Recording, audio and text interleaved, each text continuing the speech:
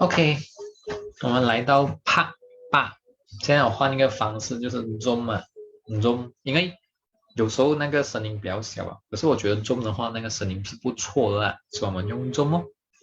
OK，又再回去改不了的习气啊，其实很感恩啊，一路上学习的成长啊。其实之前我有看过一个分享的，就是他们呢就是要提醒自己，遇到什么事情啊，都是类似这样的，都是感恩啊。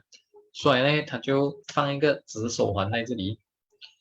举例啊，他遇到事情啊，如果要发脾气还是抱怨的话呢，他就把这个手环套在这里哦，就讲今天做不到，今天没有办法，不抱怨啊，不抱怨，应该是不抱怨了，对。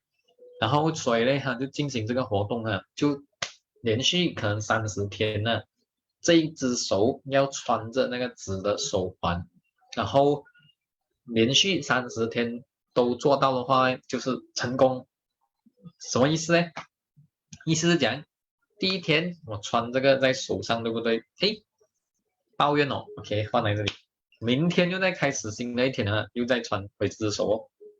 诶，又抱怨哦，OK，又穿回去哦，穿到 OK，整天都没有抱怨了，OK，很好，继续穿这只手。第一天哦，第二天诶又没有抱怨哦，又穿回这只手哦。第3天呢，不小心又有事情发生，又在抱怨哦，OK，又拿过来放回这只手，对不对？这样请问怎样呢？对，重新开始30天，之前没有算了呢，之前你就按3天4天累计到没有算，重新开始，又在穿这只手哦，又在继续哦。所以这一个运动啊，竟然改掉很多人喜欢抱怨的习惯呢，给不给？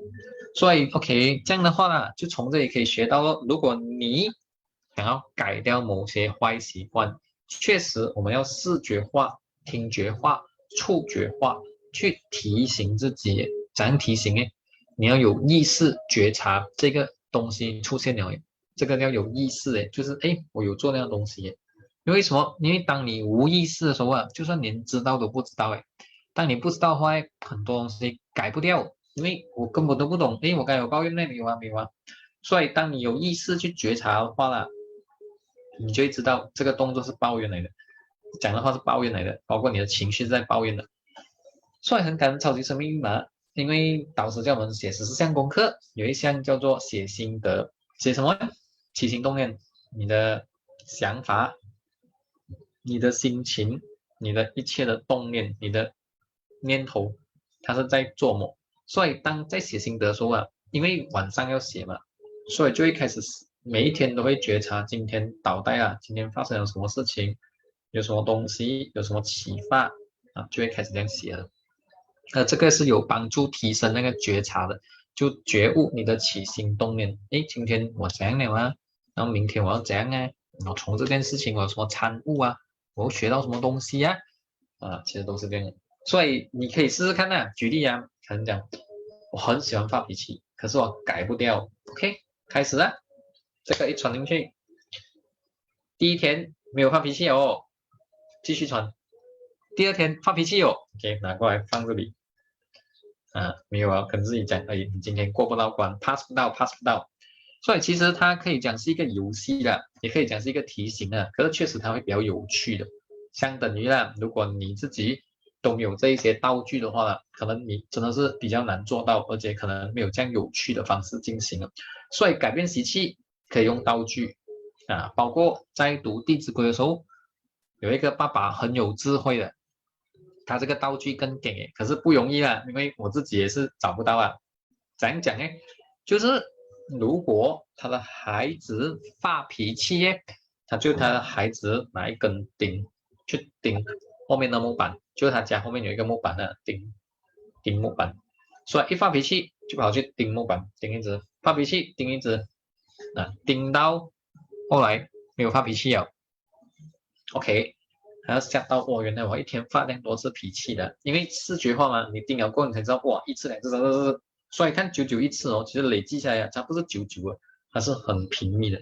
而当这一个脾气的这样频密化，他自己会想到，哇，够有这样多脾气啊，后来再来第二阶段哦，他爸爸跟他讲，如果你成功一整天你都没有发脾气的话呢，你可以拔掉一个钉子。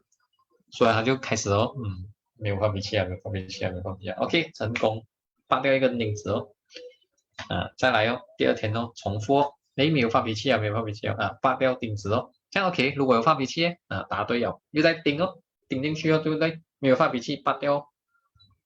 重复这样练习啊，练到最后啊，真的是整个拔完了诶，没有发脾气哦，给不给？改掉这个哦，对不对？再来啊，这样拔完了过后，爸爸跟他讲哦，你看哦，看到什么？就是一个洞、两个洞、三个洞、四个洞，这样多个洞哦，是谁造成的？是你。简单讲，你造成的伤害呀、你的脾气啊，你以为改掉脾气就没有呢？你会就是不再发脾气就没有呢？像你过去伤害的那些洞还在里面的哦。所以就有一句话讲，怎么就是伤口一和恨难消啊？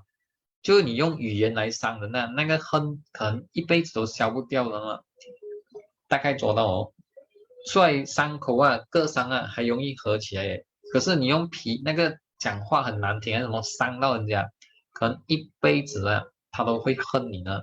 所以简单讲，为什么超级生命码很重要？因为我们所之前没有办法控制，还是不知道，总之是不知无明所做的一切累积的不对的事情，有没有这个因？有的哦，存在的。有没有伤害到人？有的哦。而这个果会回来的。所以为什么这个习气你要不要改？不要改的话呢，也可以啦。可是我大概这样比喻你就明白哦。如果我们让人家很难受，这些难受很多难受都在累积的话呢，如果可以量的话呢，因为以后科学可能可以啦，现在不可以嘛。因为我的那个死人样啊，让人家很难受啊，那难受全部累积在一起的话，这些难受全部会回来我身上啊。这样你要不要让人家难受哎？大概做到哦，你要不要让人家难受哎？所以为什么你看哦，越来越多那蔡宇旭老师的时候讲啊，就是越来越少人能善终了哎。什么叫善终呢？就是安详的睡觉啊，离开这个世界。很多是经历那种痛苦啊，很辛苦啊，在医院啊躺着啊，可能几年啊，总之很多痛苦来的，痛了真的是痛到完过后，可能才离开哦。我是比喻罢了。像如果你当做这一个是，因为我们讲科学嘛，你所做的伤害啊，impact 啊，它是一个 energy 的，energy 出来回来身上哦。所以为什么讲爱触爱返？但如果是恨触诶，恨返诶。所以这一些如果是很 scientific 的科学来讲的话呢，这样你要不要改习气诶？就是想哇死哦，但我不要让人家难受，我不要去让人家那一个，不要让人家那个。可是记得啊，一定要如法实修，因为我们的方式未必是对的啊。我们讲哦，不要让他难受啊，什么我买糖果给他吃还是什么啊，其实也未必是对的啊，所以要如法实修啊。因为你慢慢了解过了，我们就讲提升那个智慧啊，我们就懂哦，原来是这样的，原来是这样的。当然，心有余谁扎己？如果有问题的话，就要问了。第一，他是不是这样，是不是这样的？可是最后一定要如法实修。什么是如法实修呢？如太上的导师教的方法去落实，去照做，去看看呢。OK，所以大概你知道哦，习气本身就是一个因果来的。举例啊，骂一个，就可能有一个人来骂我，可是可能他不是这样简单的，你那个痛啊。可能也是有不同方式来还回去给你的，大概是这样哦。所以这样的话呢，你要越早改掉这个习气，还是要就是放纵啊，让他发泄脾气啊，发泄情绪啊，让他这样呢，谁决定？答对了，就是你自己决定哦。OK，谢谢大家，今天的分享就到这里。